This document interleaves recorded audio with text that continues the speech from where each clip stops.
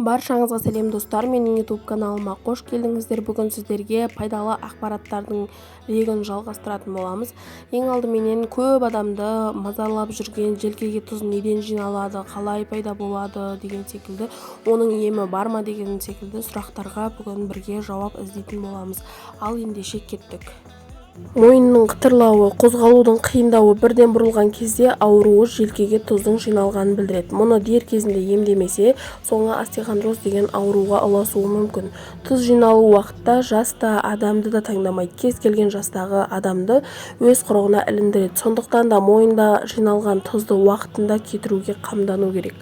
Ал енді желкеге тұздың жиналуына семіздік, артық салмақ, қозғалыстың аздығы, бір орында отырып жұмыс істеу, омыртқаның жарақат алуы, зат алмасудың бұзылуы, үнемі ауыр зат көтеріп жүру, жиі стресс алу, арқаға жүк арқалау, ұзақ уақыт ыңғайсыз жату, шылым шегу немесе ішімдік шегу, арқа омыртқаның қисаюы, дұрыс тамақтанбау себеп болады.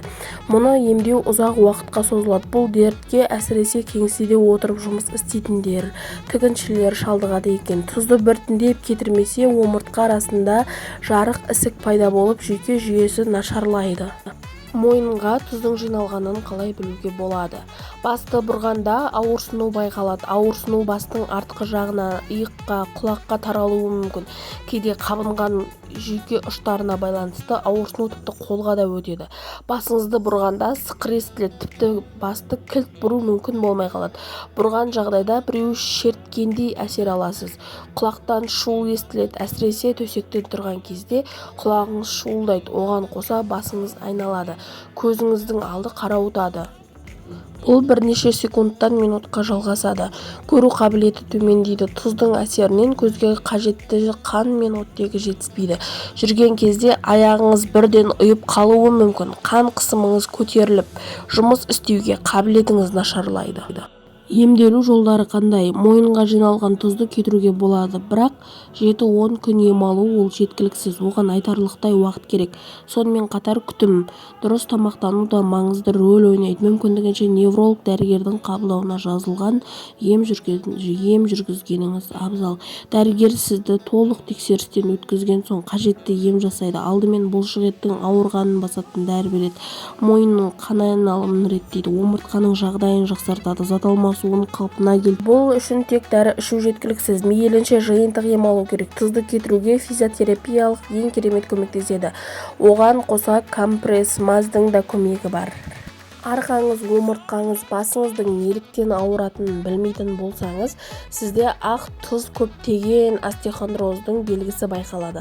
Ғалымдардың айтуынша тәулігіне 0,5-1 грамм аралығында ғана тұз мөлшерін пайдалануға болады. Американдықтар 15-30 есе артық қолданатындықтан оңтүстік штаттардағы қара нәсілділердің тұздалған шошқаның, түрленген сиырдың етін көп жегендіктен қан қысымдары өте жоғары болып келеді. Көпшілігі желкелеріне тұз жиналмақ түгілі инфаркт болып, бүйрек ауруларын көз жұмады.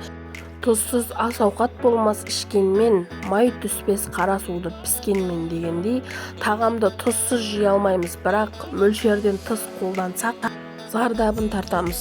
Омыртқаның қалыпты пішінінен, ауытқуынан, қимыл қозғалыстың аздығынан, суықтың әсерінен арқаға тұз жиналады. Омыртқаның қай тұсында ауырсыну болса, соған қарай белгілері болады. Бұл аурудың 52 түрі болғандықтан тұз жиналады деп босқа қарап отырғанымыз жарамас. Дереу дәрігерге қаралып, рентгенге жолдама алып, қойылған диагноздан кейін емдік шараларын қолданғаныңыз жөн. Көбіне физиотерапия арқылы емделіп, дәрі-дәрмек қолданасыз. Түрлі жаттығу жұмыстарын жасап, таза ауада жиі серуендеп, дұрыс тамақтануды қолға алсаңыз, ауырлық жағдайын сезінбейсіз. Денсаулық саулық негізі деп бекер айтылмас керекті. Желкеңізді көтере алмай қалған жағдайда алмұрттан жасалған шайды қолдануға болады. 2 литр суға алмұрт салып 15 минут қайнатып 40 минут тұндырасыз. Мұны күнделікті қолдану қажет. Басында ауырғанына сабырлық танытып, араның балын жағу арқылы массаж жасағаны араның балын жағып массаж жасасаңыз болады. Бүгінгі ақпарат сіздерге пайдалы болды деген ойдамын. Егер ұнаса, маған лайк басып, пікір қалдырып, тіркеліп кетулеріңізді сұраймын. Бұдан кейін де неше түрлі пайдалы ақпараттармен бөлісіп отыратын боламын. Сәттілік.